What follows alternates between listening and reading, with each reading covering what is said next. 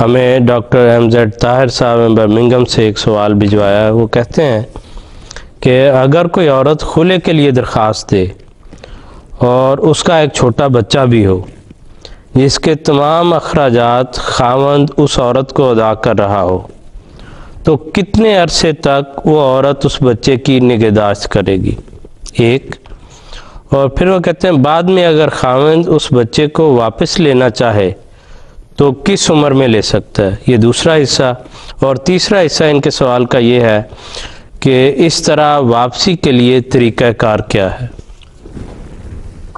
بات دراصل یہ ہے کہ جب فری کین میں جس طرح کہ آپ نے فرمایا کہ فری کین میں خدا نخواستہ کسی وجہ سے علیحدگی ہو جائے، وہ خلا کی صورت میں ہو یا طلاق کی صورت میں ہو، اسی طرح بعض اوقات کسی ایک فریق کے خاص طور پہ خاتون یعنی خاتون کے وفات پانے پہ حضانت کا مسئلہ جو ہے وہ پیدا ہوتا ہے۔ حضانت دراصل اس حق کو کہتے ہیں جس میں، جیسا میں نے عرض کیا کہ اگر فری کین میں اختلاف ہو جائے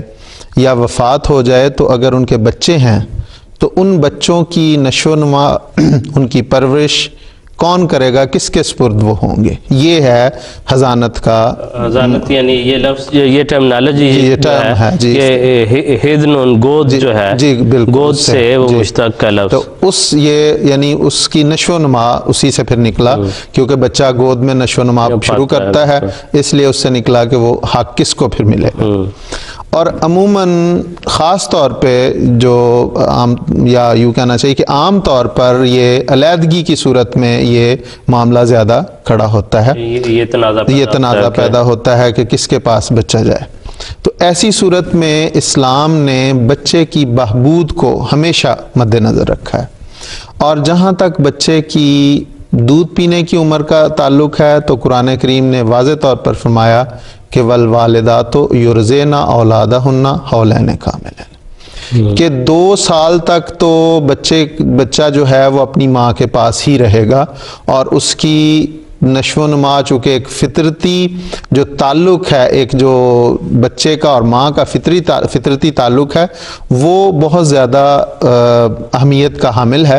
اور اس عمر میں بچے کو زیادہ اپنی والدہ کی ضرورت ہوتی ہے اور اس کے دودھ کی ضرورت ہوتی ہے، اس لیے کہا کہ 2 سال تک وہ بچہ جو ہے وہ اپنی ماں کے پاس رہے گا۔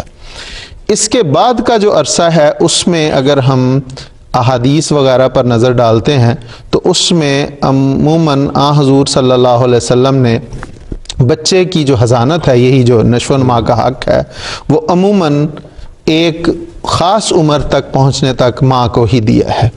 اور چنانچہ احادیث کئی اس قسم کی احادیث موجود ہیں، اور سنن ابی داؤد میں ایک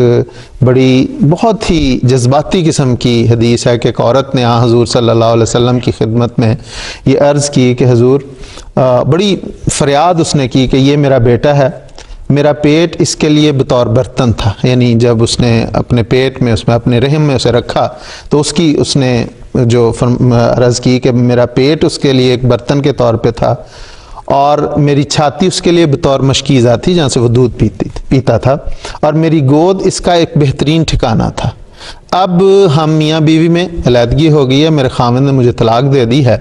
اور وہ اب اس بچے کا مجھ سے تقاضا کر رہا ہے، تو حضور صلی اللہ علیہ وسلم نے اس عورت کو فرمایا کہ اس بچے کی حضانت کا حق تمہیں کو حاصل ہے،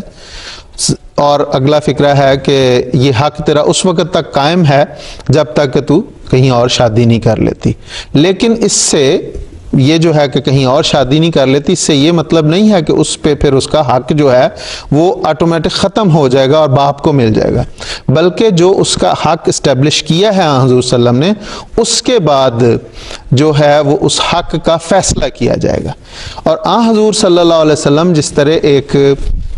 قاضی کی حیثیت تھی، حضور صلی اللہ علیہ وسلم کی حاکم کی حیثیت تھی، ایک عدالت کی حیثیت تھی، اور حضور نے وہ فیصلے جس طرح یہ فرمائے اسی طرح جو ان کے سوال کا دوسرا یا تیسرا حصہ ہے، تو اس قسم کے حق کا فیصلہ جو ہے، اس قسم کا اگر تنازع پیدا ہوتا ہے تو فریق عین میں اس حق کا فیصلہ جو ہے وہ عدالت کے ذریعے ہوگا، اور جماعت احمدیہ میں اللہ تعالیٰ کے فضل سے قضاء کا جو شعبہ قائم ہے اس میں اس قسم کے معاملات آتے ہیں۔ اور جس طرح میں نے شروع میں عرض کی کہ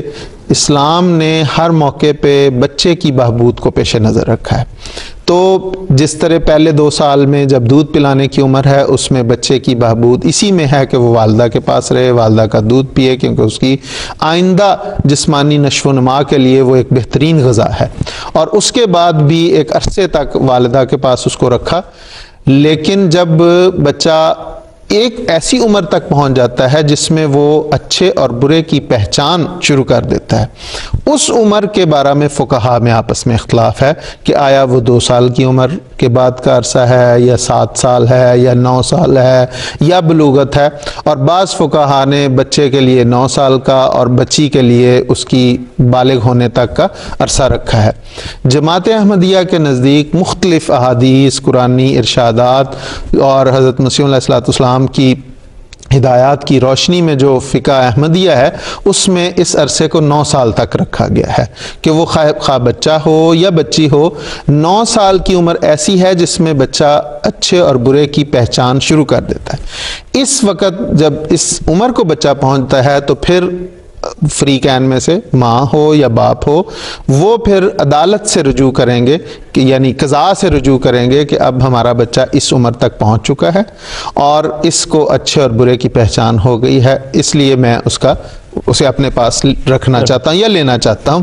لیکن قضاء کسی کے دعوے پہ یہ نہیں فیصلہ کر دے گی اگر وہ بچہ ماں کے پاس رہ رہا ہے تو اسے اٹھا کے باپ کے پاس دے دے، بلکہ حضور صلی اللہ علیہ وسلم کی جو مختلف احادیث میں اس بارے میں ملتی ہیں، حضور صلی اللہ علیہ وسلم نے اس بچے کو اختیار دیا ہے کہ وہ اس سے پوچھا کہ تم ماں کے پاس جانا چاہتے ہو یا باپ کے پاس جانا چاہتے ہو، تو ایسے موقع پہ جس کو بچہ اختیار کرے اس کو قضاء اس کے حق میں فیصلہ کرتی ہے۔ لیکن اس میں یہ بڑی بنیادی چیز ہے کہ اس بات کو خاص طور پہ مد نظر رکھا گیا ہے کہ اگر بچہ مثال جیسے میں نے کہا کہ بچے کی بہبود پیش نظر ہے، اگر بچہ ماں کے پاس اس لیے جانا چاہتا ہے کہ ماں اس کو کھیلنے دیتی ہے، اس کی پڑھائی کی طرف زور نہیں ڈال رہی، تو اس کی پسند کو زیادہ وہ فوقیت دے رہی ہے، اور باپ جو ہے وہ چاہتا ہے کہ بچہ پڑھ لکھ کے اچھا بنے، تو وہ بچہ ماں کو اگر اختیار کرے گا تو عدالت ایسے موقع پہ دیکھ سکتی ہے، قاضی کو یہ اختیار حاصل ہے کہ وہ جائزہ لے اچھی طرح اور پھر وہ فیصلہ کرے، یعنی عدالت اس پہ اپنا الگ فیصلہ بھی کر سکتی ہے۔ جی بالکل، لیکن ان ساری باتوں میں جو بنیادی بات وہ یہ مد نظر رکھنی چاہیے کہ ہر عرصے میں جو بھی عرصہ ہے اس میں بچہ کسی کے پاس بھی ہو، اس کے نان و نفقہ کی، اس کے کھانے پینے کے، اس کے رہائش کے، اس کے لباس کے اخراجات جو ہیں وہ باپ کے ذمہ ہیں، باپ جو ہے بطور ولی ہونے کے ان اخراجات کی ادائیگی کا ذمہ دار ہے۔ یعنی وہ والدہ کے ساتھ رہ رہا ہے، علیحدگی ہو گئی ہے، لیکن وہ اخراجات جو ہیں وہ والد نے بہرحال اپنی حیثیت کے مطابق اس بچے کے اخراجات اس نے دینے ہیں۔ اور اس بارے میں حضرت خلیفۃ مسیح رابع رحمہ اللہ تعالیٰ نے مجلس افتاء کے کچھ کو بھجوا کے یہ معاملہ اس پہ جو سفارشات مجلس افتاء کی پر جو ارشاد فرمایا، جو فیصلہ فرمایا وہ یہ تھا کہ بعض ایسے والدین ان میں اگر علیحدگی ہو جاتی ہے اور والد پھر ایسے بچوں کا نان و نفقہ نہیں ادا کرتا تو پھر وہ ان بچوں کو حاصل کرنے کا بھی حق نہیں رکھتا۔ اسی طرح اگر کوئی بچے ایسے ہوں کہ وہ کہیں کہ ہم اپنے باپ کو میل جول نہیں رکھنا چاہتے، ان سے ملنا نہیں چاہتے، اور صاف وہ انکار کریں کہ ہم اپنے باپ سے نہیں ملنا چاہتے، تو حضور نے فرمایا کہ پھر ایسے بچوں کی نان و نفقہ کے اخراجات کی ادائیگی باپ پہ فرض نہیں بنتی۔ اگر بچے اپنے دونوں طرف کا ہے نا، اگر بچے باپ سے ملنے اور باپ ان کے اخراجات اٹھائے تو ٹھیک ہے، پھر دونوں ایک گویا جس طرح آپ نے شروع میں کہا تھا کہ دراصل یہ ایسا تعلق ہے جس میں کچھ حقوق ہیں اور کچھ فرائض ہیں، دونوں جو فریق ہیں نا ان کو دونوں باتوں کو مد نظر رکھنا پڑے گا۔ جی میرے ساتھ تفصیلی معاملہ ہے، جزاکم اللہ، آپ نے ماشاءاللہ اس کے شروع سے لے کے کافی حد تک اس کو بیان کر دیا۔ اب مجبوری یہ ہے کہ وقت ہمارا